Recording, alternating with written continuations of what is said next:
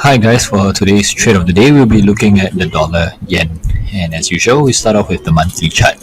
Now, on the monthly chart, we want to focus on this area here, starting from the 2015 till present. And we see that price has actually been steadily drifting lower to the current price around the 105.78 level.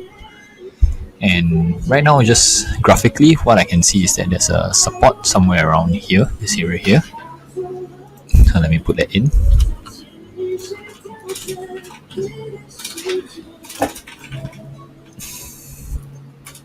So this support actually tested once, broke and tested another time.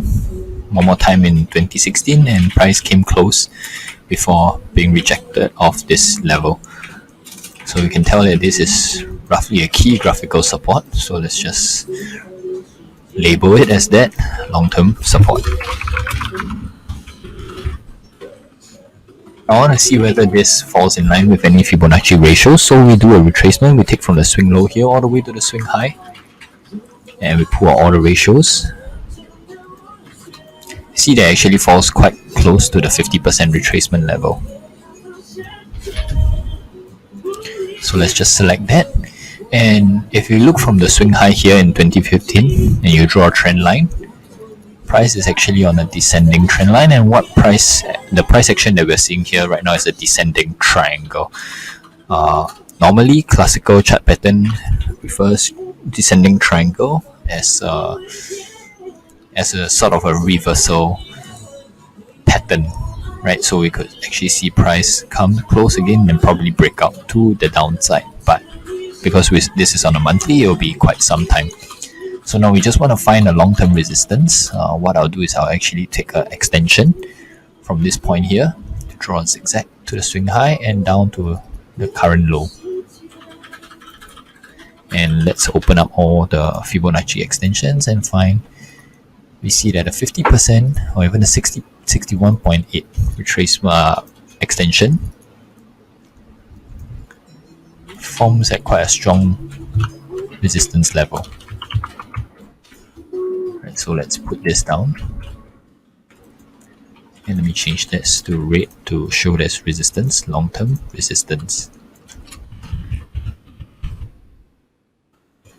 It's good to know that we actually have a resistance, a descending trendline resistance here.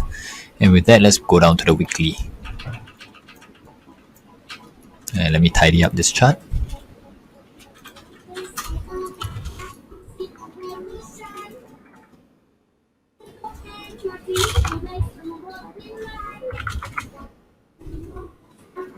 Okay, so now we have the long-term support, long-term resistance here.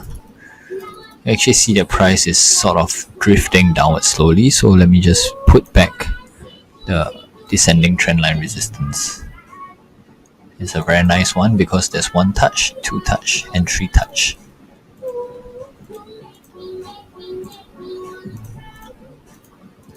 Alright, so what we want to do now is we want to identify the support and the resistance levels on the weekly. Right now we have the long-term support here and long-term resistance. Maybe let's just do a Fibonacci extension for this zigzag right here. Take from the swing high to this low here and back up here. We open up all the Fibonacci ratios and we see that there's a 78.6 around this area, which is in line with a graphical. So let's just highlight it.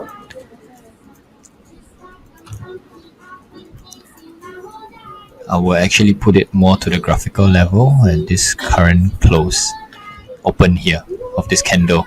If we were to extend it back, we see the price came close once, twice, third time, and now it's reacting the 4th time. So let's call this our weekly. So now, because price is in a sort of a descending level and it's been making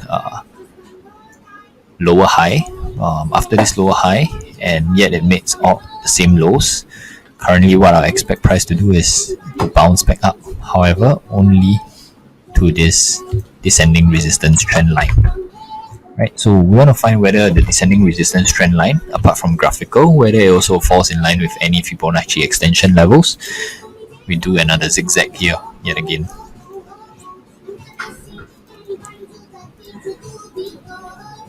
and we see that it falls, this graphical point falls in line with the 1.272.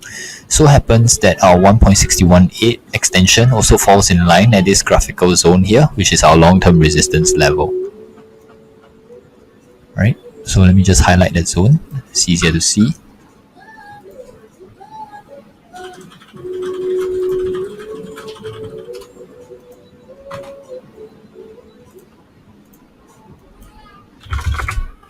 And select the 127 and the 161.8.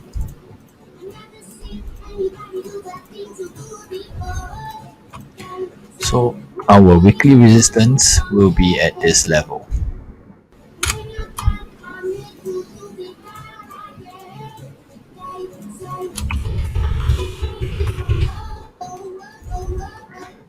Now that we found our weekly resistance, weekly support, let's go down to the daily level. I expand the chart a bit for easier viewing and make some other adjustments again, tidy up the chart.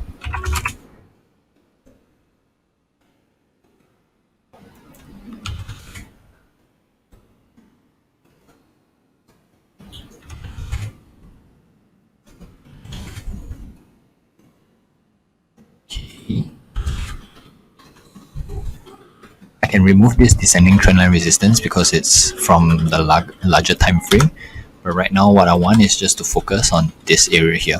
Now we see that price has actually dropped sharply and reacted off the long-term support level and is coming back up. So we want to know how far back up price can actually bounce. I believe that this is actually just a short-term retracement before a deeper drop down, but let's do a retracement from a swing high here to where price actually reacted right below.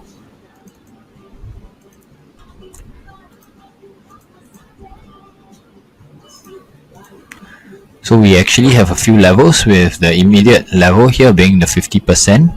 The 50% seems like a strong level because if we were to put a resistance here, you see price actually held below here before it broke above and held above and it's coming close again.